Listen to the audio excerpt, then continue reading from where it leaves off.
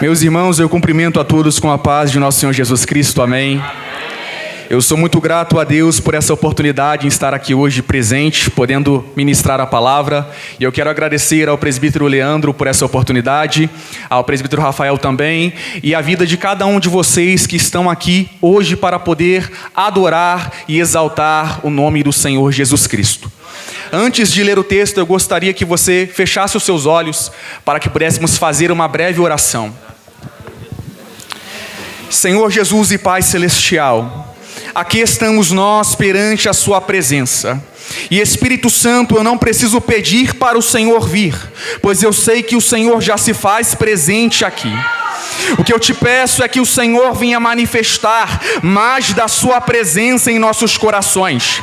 Que o Senhor venha aquecer o nosso ser, para que haja vida espiritual em nós. Venha destapar os nossos ouvidos, para que a palavra de Deus venha a ser ouvida. Que o meu eu diminua e o Senhor venha aparecer. Que o Senhor venha exaltar e engrandecer o teu santo, glorioso e poderoso nome, para a honra e glória do Senhor. Esta é a minha oração em nome de Jesus. Você que trouxe a sua Bíblia, abra comigo por gentileza na carta aos Efésios, capítulo 6, o versículo 10. Amém?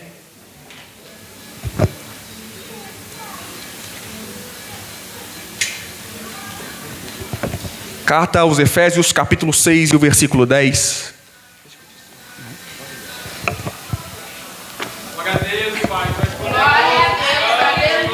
Quantos acharam, digam amém. Assim diz o texto. Efésios capítulo 6, versículo 10. No demais, irmãos meus, fortalecei-vos no Senhor e na força do seu poder. Revesti-vos de toda a armadura de Deus, para que possais estar firmes contra as astutas ciladas do diabo. Porque não temos que lutar contra carne e sangue, mas sim contra os principados, contra as potestades, contra os príncipes das trevas deste século, contra as hostes espirituais da maldade nos lugares celestiais. Versículo 13. Portanto, tomai toda a armadura de Deus, para que possais resistir no dia mau, e havendo feito tudo, ficar firmes. Pode tomar seu assento por gentileza.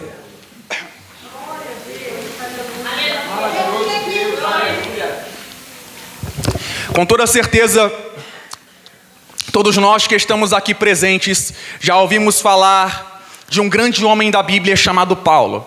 Paulo, que de perseguidor da igreja se tornou perseguido e foi chamado como apóstolo de Deus.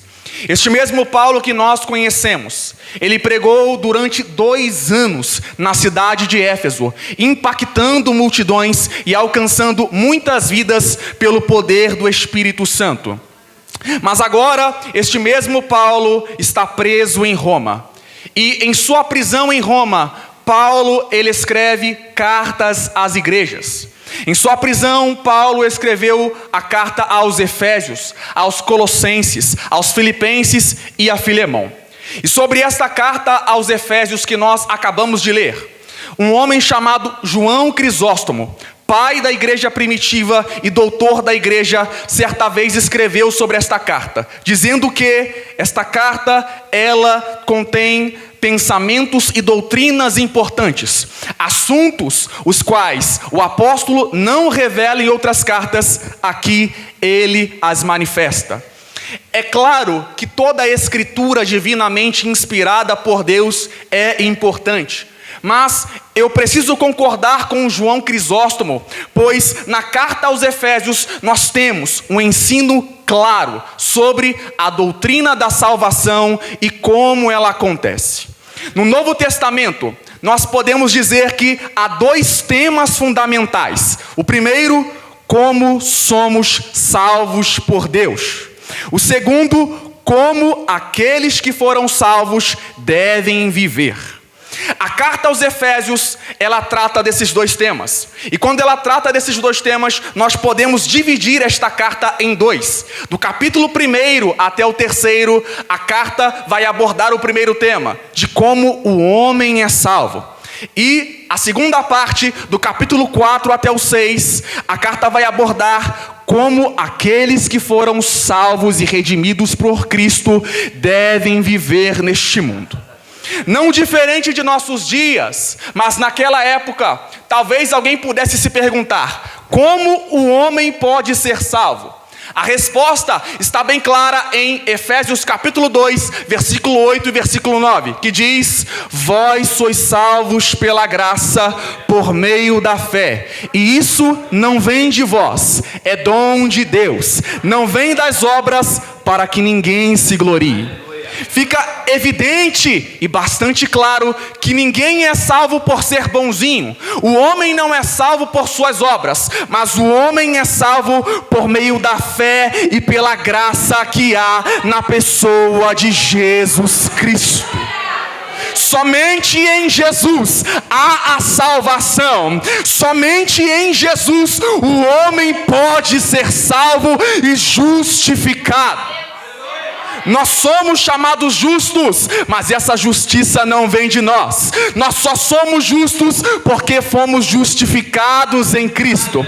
E a obra do Calvário, onde Cristo morreu e se entregou na cruz, imputou em nós aquilo que nós chamamos de a justificação.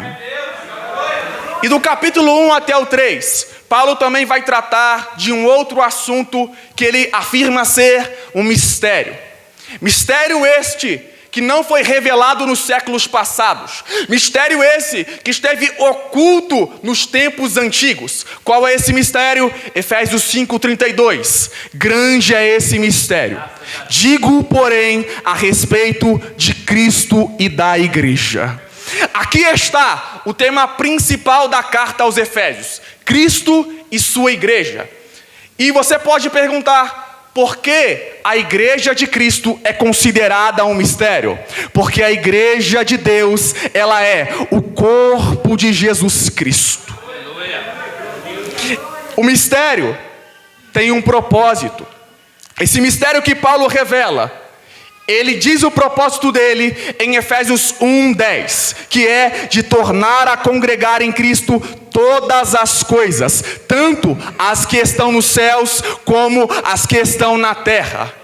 Ou seja, em Cristo há a união de toda a criatura. Em Cristo há não a separação, mas sim a união de todos os homens. É por isso que no capítulo 2, versículo 14 de Efésios, Paulo vai descrever que Jesus, ele derrubou a parede da separação que havia entre nós. Que parede da separação é essa que Paulo está se referindo? Na época de Jesus, no templo em Jerusalém, havia um muro que separava judeus de não judeus. Para os gentios, havia ali uma placa informando que aquele que passasse o muro para o outro lado, ele seria responsabilizado pela sua própria morte. Esse muro, ele simbolizava a separação espiritual de judeus e não judeus. Mas quando Cristo, na cruz do Calvário, derramou o seu sangue, ele quebrou esse muro, ele derrubou esse muro, e por meio de seu próprio corpo, ele uniu todos aqueles que por meio da fé creem no Filho de Deus. De modo que em Jesus já não há mais judeu nem grego, em Jesus já não há mais branco e negro, mas em Jesus todos somos um. Ele derrubou a parede da separação e de ambos os povos fez um. Em Cristo não há separação, mas há união. E essa união que é o seu corpo é chamada de Igreja de Deus. Todos nós que cremos em Cristo somos Igreja de Deus. Nós que fazemos parte desse corpo somos individualmente, os membros de Jesus. E agora, Paulo, do capítulo 4 até o 6, ele vai nos mostrar o que a unidade em Cristo deve impactar e mudar a nossa vida. Pois é impossível que alguém que tenha se convertido ao Evangelho, que tenha se unido a Cristo, permaneça da mesma forma. Se nós estamos em Cristo, somos igreja de Deus, devemos nos portar como filhos de Deus.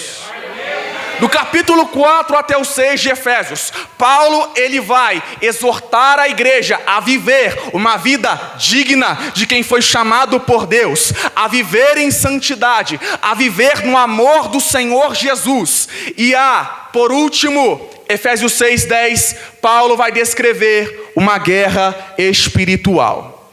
E é por isso que, para esta guerra, Paulo ele vai afirmar Efésios 6:10. Fortalecei-vos no Senhor e na força do seu poder. Paulo está tratando aqui de uma guerra espiritual.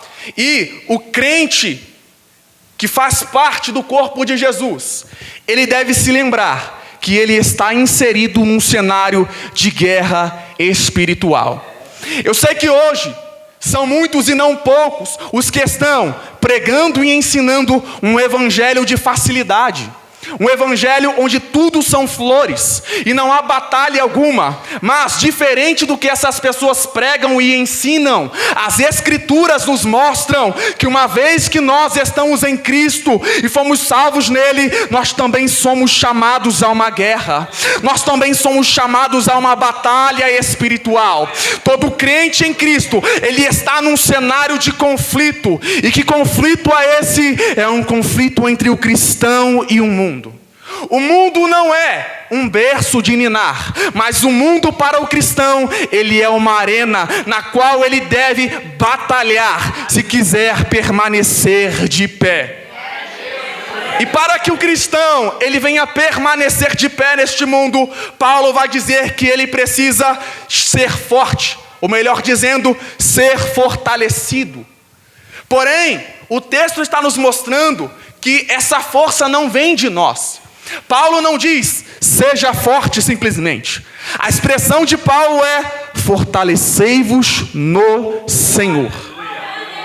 Aqui o texto está indicando qual é a origem da nossa força. De onde vem a força do crente?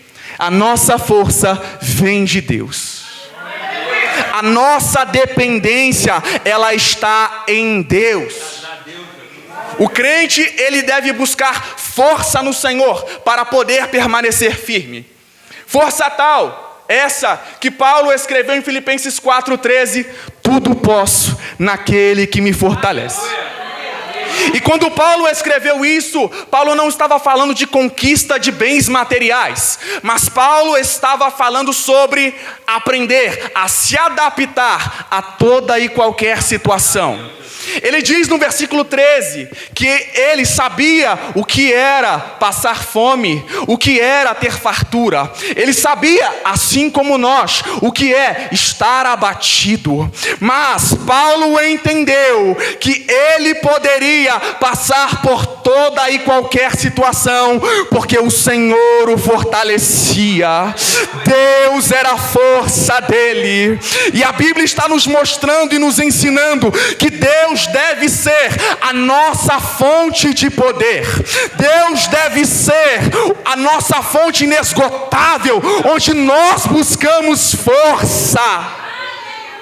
A gente precisa reconhecer o quê? Que somos fracos. Precisamos reconhecer que sozinhos nesta guerra nós não podemos permanecer de pé. Para buscar força em Deus, o homem precisa entender que ele é falho, que ele é miserável. O homem precisa reconhecer suas fraquezas, pois aquele que busca força em Deus, ele entende que ele é fraco. Só quem é fraco, ora. Só quem é fraco, jejua. Só quem é fraco, busca aprender mais da palavra de Deus. Porque ele entende que ele depende totalmente e exclusivamente de Deus. E o Espírito Santo de Deus, ele nos convida e diz claramente para que a gente não venha confiar em nossas próprias forças, nem em nossa própria sabedoria, mas nós precisamos colocar toda a nossa dependência em Deus. Se existe uma coisa que resume a vida cristã, a frase é a dependência em Deus. Talvez alguém se pergunte em seu coração agora, mas como eu irei me fortalecer no Senhor? A resposta é clara, é através de uma vida de oração, é através de uma vida meditando na palavra de Deus, é buscando mais do Senhor Jesus. É assim que nós nos fortalecemos em Deus. Me desculpa dizer isso daqui, mas você não será fortalecido simplesmente com mensagens e palavras que vão apenas te emocionar. Porque o que muda a nossa vida são palavras que vêm de Deus, que não apenas emocionam, mas também transformam. Porque precisamos ser conscientizados por esta palavra. Todos nós, quando estamos no culto, queremos pular e cantar. Isso é bom, eu sei. O Evangelho, ele nos emociona, é verdade, mas ele não é só emoção. Nós também precisamos valorizar a doutrina da palavra, estar conscientes daquilo que Deus nos ordena e nos ensina por meio dela. Perceba que do capítulo 1 até o 3, primeiro Paulo, ele vai falar de uma forma que para nós pode parecer um tanto teológica, doutrinária demais ou muito teórica. Porque primeiro, antes dele enviar a igreja para a batalha, ele precisa ensinar como a igreja deve se portar. Ele precisa dizer como nós que somos crentes precisamos conhecer mais da revelação de Cristo para depois poder colocá-la em prática. Preciso correr por causa do tempo. E depois de falar que o crente ele deve estar fortalecido em Deus, buscar forças no Senhor, ter sua total dependência em Deus, para poder permanecer nesta guerra, Paulo agora, ele vai nos apresentar que o nosso Deus, ele tem um arsenal. E nesse arsenal, Paulo menciona que há, para todo crente, a armadura de Deus. Quando Paulo menciona isso, Paulo tem em mente a figura de um soldado. Só que essa armadura, por mais que seja comparada a de um soldado, ela é uma armadura espiritual. São 6 os elementos que compõem essa armadura. São 6 itens: o cinturão da verdade, a couraça da justiça, os pés calçados na preparação do evangelho, o escudo da fé, o capacete da salvação e a espada do Espírito. Cada uma dessas coisas simbolizam algo para nós. E é interessante que o termo aqui, no capítulo 6, versículo 11, ele vai dizer: revestivos de toda a armadura de Deus. A palavra de toda a armadura, no texto grego, é panóplia. E ela traz o sentido de um soldado fortemente armado, de uma armadura completa e inteira. Escute bem, é comum as pessoas perguntarem: o que é mais importante, a oração ou a palavra?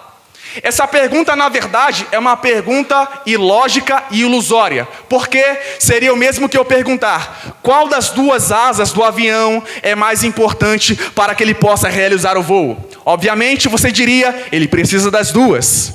Assim também é na vida cristã. Nós precisamos tomar, não parcialmente, não uma parte da armadura de Deus, mas nós precisamos tomar toda a armadura de Deus. Nós precisamos tomar por completo a vida cristã e abraçar ela para viver plenamente na dependência do Senhor Jesus. Tem gente que ora meia hora, 4 horas, mas não consegue ler 1 minuto da palavra. E tem pessoas que eles sabem dos pais da igreja, sabem calvinismo, arminianismo, sabem de doutrinas sublimes, mas eles não conseguem orar. A verdade é que nós não podemos viver com uma parte incompleta. Porque enquanto a armadura do soldado está incompleta, isso significa que existem regiões que estão desprotegidas e expostas.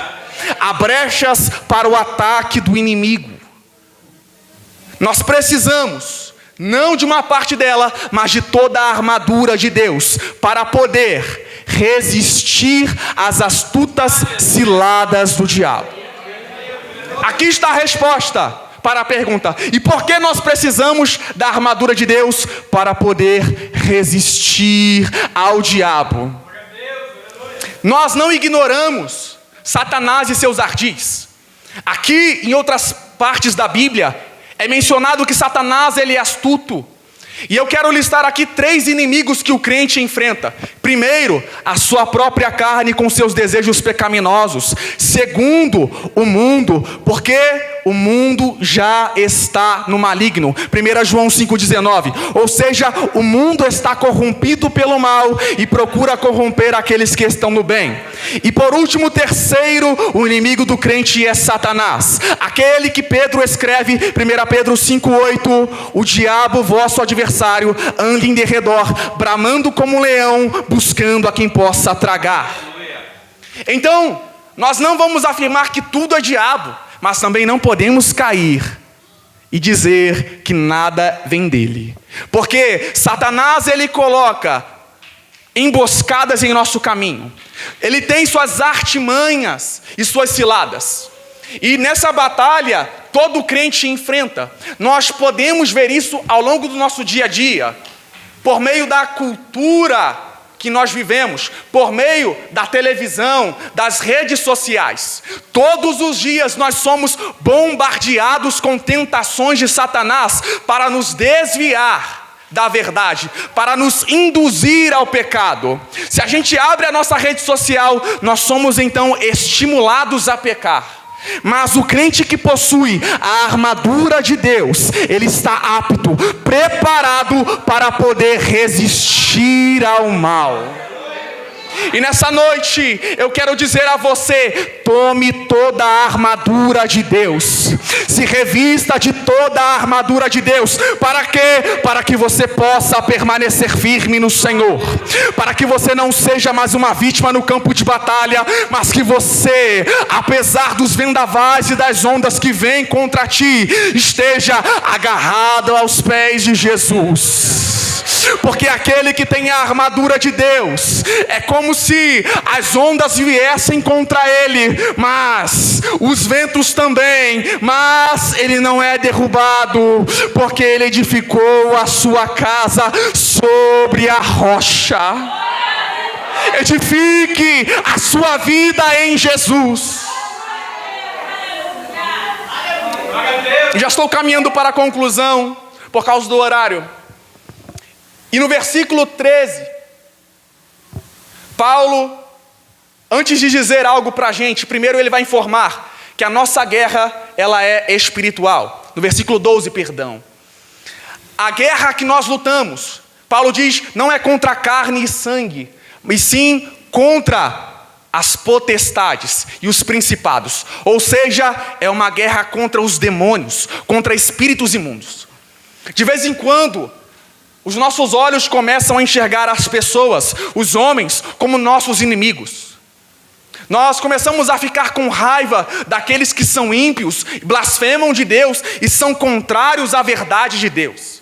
Mas, à luz das Escrituras, nós precisamos entender que a carne e sangue, os homens, não são nossos inimigos, e sim os espíritos que atuam neles. Porque nós, filhos de Deus, fomos chamados não para matar os homens, mas para, por meio do Evangelho de Cristo, trazer libertação e salvação. Nós, que somos chamados filhos de Deus, fomos convocados, comissionados para levar a palavra do Senhor Jesus Cristo. E para isso nós precisamos da armadura de Deus. Precisamos ter em nossa mão a espada do Espírito, que é a palavra de Deus, que é poderosa para destruir fortalezas de Satanás. Se a guerra é espiritual, isso significa que as nossas armas também devem ser espirituais. Não negligencie isso, pois se te faltar uma parte dessa armadura, você corre risco. Mas tome toda a armadura de Deus, somente para resistir a Satanás? Não. No versículo 13, Paulo diz novamente: tomai toda a armadura de Deus, para que possais resistir no dia mau. E havendo feito tudo, ficar firmes. Essa palavra resistir aqui em grego é antístemes. E ela dá o sentido de opor-se, de fazer resistência, de estar face a face com o adversário. É depois que o crente ele toma a armadura de Deus, que ele vai se opor às mentiras de Satanás. O que isso significa? Que a igreja não deve estar calada. Você não deve ficar em silêncio, mas você deve resistir à oposição de Satanás. Você deve pregar o evangelho aonde quer que você esteja, pois essa responsabilidade é confiada a você.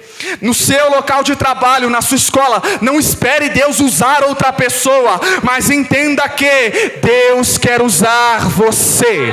O Espírito Santo de Deus capacitou você para que você seja um soldado de Jesus aonde quer que você vá.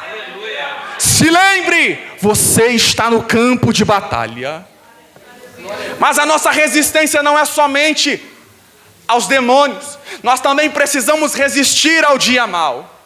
Mas eu pergunto a vocês, como nós vamos resistir se nós não oramos? Como nós vamos resistir se não meditamos na palavra? Como nós iremos resistir sem Cristo nosso protetor? É ilusório pensar que estamos capacitados se não vivemos uma vida com Deus. Nós precisamos da armadura de Deus para resistir no dia mau. E acredite, o dia mau ele vem para todos nós. Em algum momento de nossa vida, nós já vivemos ou iremos vivenciar um dia de tal grande aflição, onde o nosso coração será arrebatado por sentimentos melancólicos. Mas nesse dia, você entenderá que a armadura de Deus te dará forças para que você venha suportar. Porque aquele que se fortalece em Deus, ele não fica sem poder. Eu nunca vi um homem de oração sem poder. Eu nunca vi um homem que tem comunhão com o Espírito Santo sem forças. Ele até pode viver momentos de angústia. Ele até pode viver momentos onde parece que tudo vai desmoronar e ele vai cair, mas num determinado momento as mãos de Deus estarão ali presentes para o sustentar, e ele irá suportar todas as coisas. E assim como Paulo, ele irá dizer, Filipenses 4,13: tudo posso naquele que me fortalece. Tudo posso, pois é Deus quem me fortalece. Nós precisamos resistir ao mal. E para terminar, eu quero dizer apenas mais duas coisas. Perceba que no versículo 11, Paulo ele diz: revestivos. Como assim? Revestivos de toda a armadura de Deus. Versículo 13: tomai toda a armadura de Deus. O que é que o texto está nos mostrando? Que a armadura está disponível, porém a responsabilidade de vestir ela é nossa. Deus nos concede a armadura, mas é responsabilidade nossa orar. Deus nos concede graça, mas é responsabilidade nossa meditar na palavra. Deus nos concede forças para caminhar, mas somos nós quem colocamos os nossos pés em ação para poder ir na direção a qual o Espírito Santo de Deus apontou para nós. Eu digo pela graça de Deus nesta noite: chega de ser um preguiçoso espiritual, chega de viver parado, revista-se da armadura de Deus e esteja preparado para a batalha. batalha. Chega de chorar pelos cantos, mas tome a espada do Espírito, o escudo da fé, o capacete da salvação e vá para a frente da fileira combater ao mal com a força e a graça do Senhor Jesus Cristo. Revista-se de toda a armadura de Deus. Aleluia, glória, glória a Deus. Posso pedir para a igreja ficar de pé? Eu gostaria que você ficasse de pé, por gentileza.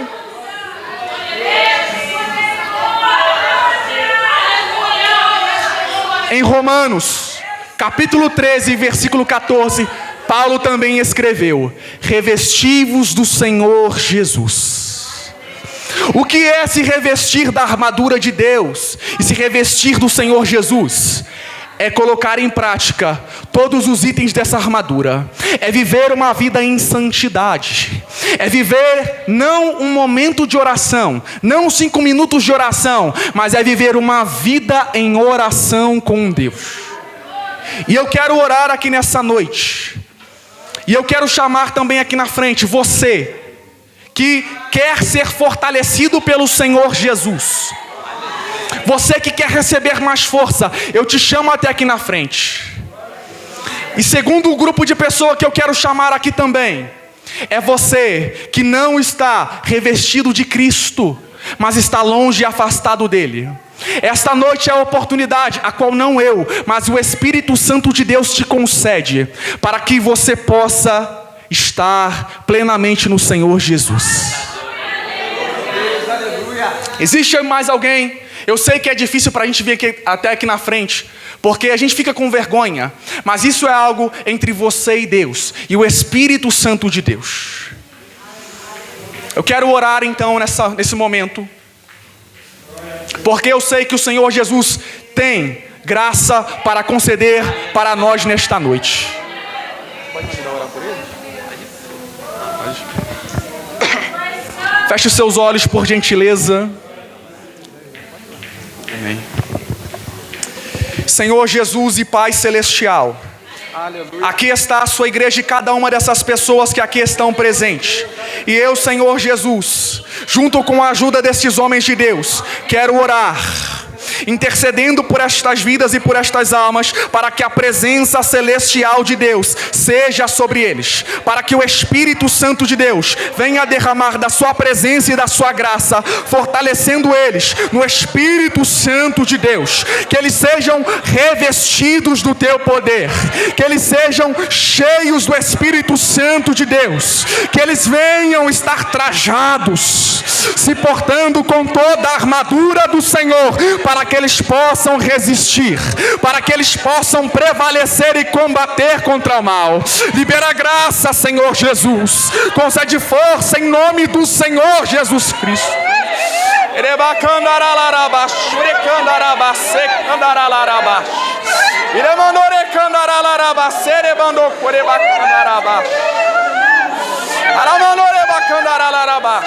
Em nome de Jesus, Senhor, toma o coração desta mulher, derrama a graça da sua presença, derrama do seu poder celestial, uma força tal, sobrenatural, que vem do céu, para que ela venha vencer todas as aflições e dificuldades a qual ela enfrenta, em nome de Jesus, Senhor. Pai Celestial, que o Espírito Santo de Deus venha derramar da sua presença, que o Senhor Jesus venha revestir com o teu poder, com a sua graça, que o bálsamo do Senhor Jesus esteja aqui para consolar e confortar este coração, em nome de Jesus, Senhor. Toca agora no coração deste homem, Pai Celestial. Toma a vida dele, Senhor Jesus. Que o Senhor traga consolo, graça e conforto, para que ele possa permanecer na sua presença.